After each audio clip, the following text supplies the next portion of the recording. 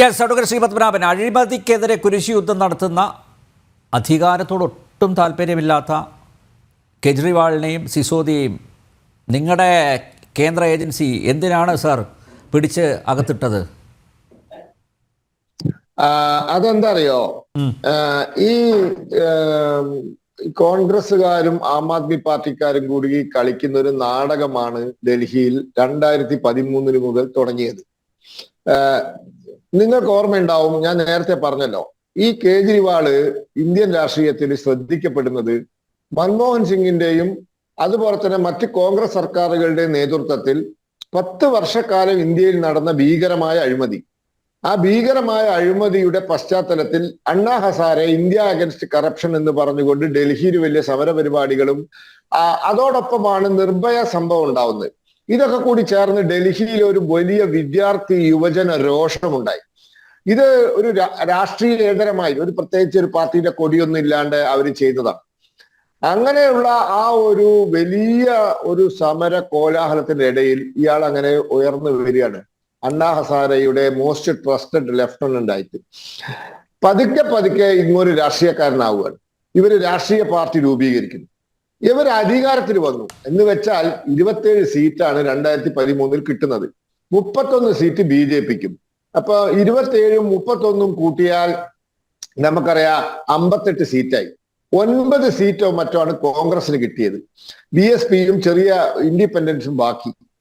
ഈ തെരഞ്ഞെടുപ്പ് കഴിഞ്ഞ് ഏതാനും ആഴ്ചകൾക്കുള്ളിൽ എന്താ സംഭവിച്ചത്?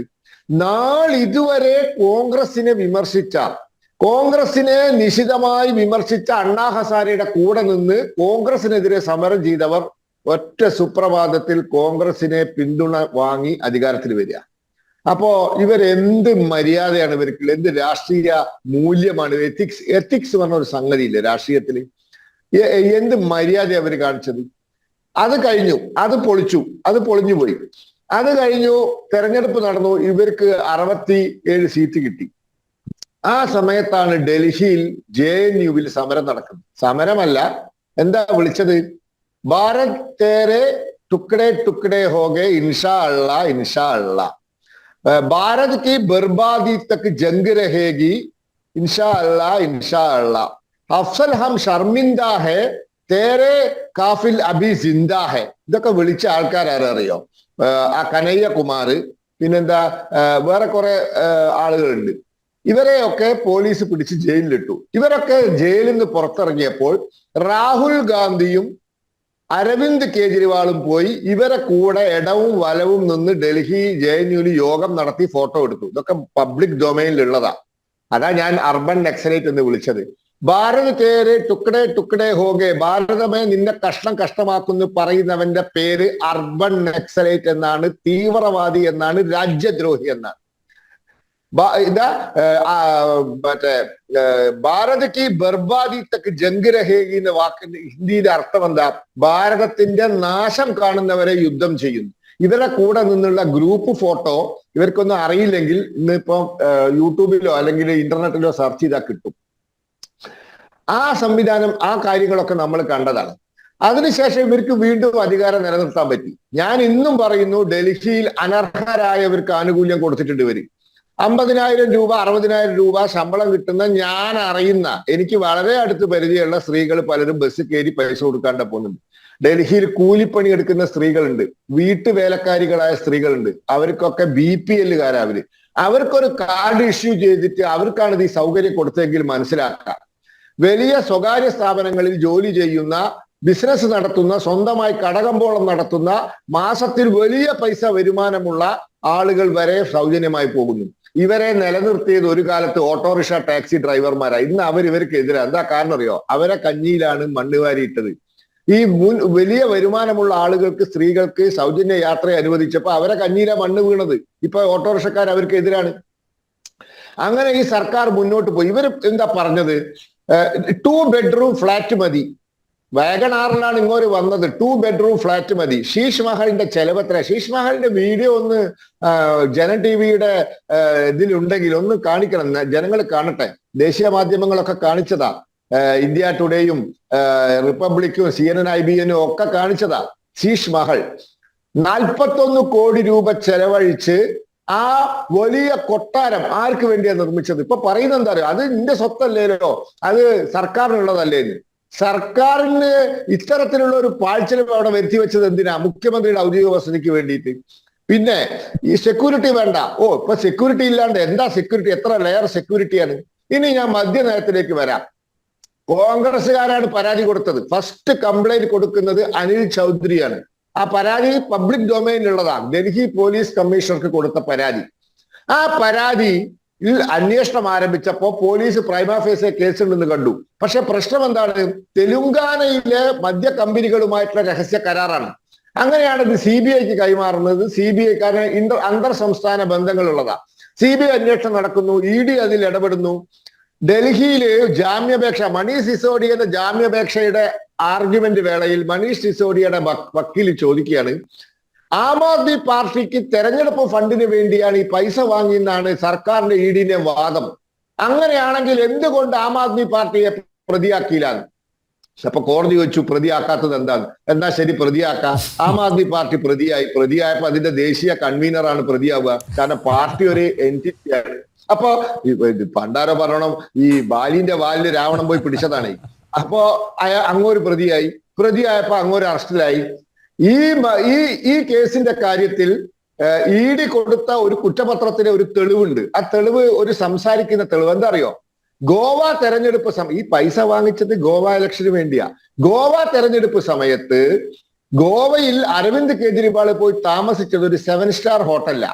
ആ ബില്ല് പകുതി അടച്ചത് ഡൽഹി സർക്കാരും പകുതി അടച്ചത്, ഇപ്പൊ ഇവിടെ വന്നിട്ടുണ്ടല്ലോ ഒരു വിദ്വാൻ നമ്മുടെ എലപ്പുള്ളിയില്, എന്ത് മഹേന്ദ്രനാണ്? ഗൗതം മഹേന്ദ്രൻ. ആ മഹാനാണ് ഈ പകുതി പൈസ അടച്ചത്. അതിലാണ് അയാൾ ജയിലിൽ പോയി കിടന്നത്. എന്നിട്ട് വീണ്ടും കഴിഞ്ഞ തെരഞ്ഞെടുപ്പിൽ കോൺഗ്രസുമായി സഖ്യം ഉണ്ടാക്കി.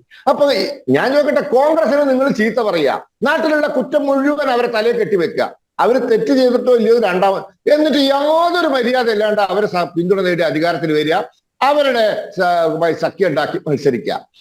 ഇന്നത്തെ അണ്ണാ ഹസാരേന്റെ സ്റ്റേറ്റ്മെന്റ്, ആദ്യത്തെ സ്റ്റേറ്റ്മെന്റിൽ അണ്ണാ ഹസാരെ അന്നേ പറഞ്ഞിട്ടുണ്ട് ഇത് അപകടത്തിലേക്കാ പോക്കുന്നത്. അന്നേ പറഞ്ഞതാണ് ഇത് അപകടത്തിലേക്കാണ് പോക്കുന്നത്. അപ്പൊ ഇത്തരത്തിലുള്ള കാര്യങ്ങൾ പറയാം. ഡൽഹിയിൽ ഒരു ആവശ്യം ഉന്നയിച്ചു, കാശ്മീരി ഫയൽസ് എന്ന സിനിമ അത് ടാക്സ് ഇളവ് കൊടുക്കണമെന്ന്. ഇത് കാശ്മീരിലെ പണ്ഡിറ്റുകൾ ഡൽഹിയിലെ തെരുവിൽ ഇപ്പോഴും താമസിക്കുന്നുണ്ട്. അപ്പൊ ഇയാൾ പറഞ്ഞത് യൂട്യൂബിൽ അപ്ലോഡ് ചെയ്തോളൂ. പരിഹാസം, പുച്ഛം, എന്തിനേയും വിമർശനം. നാട്ടിലുള്ളവര് മുഴുവൻ കള്ളന്മാർ. അരുൺ ജെയ്റ്റ്ലി കള്ളനാന്ന് പറഞ്ഞു. അരുൺ ജെയ്റ്റ്ലി മാനനഷ്ട കേസ് കൊടുത്തു, മാപ്പ് പറഞ്ഞ് കേസ് പിൻവലിപ്പിച്ചു.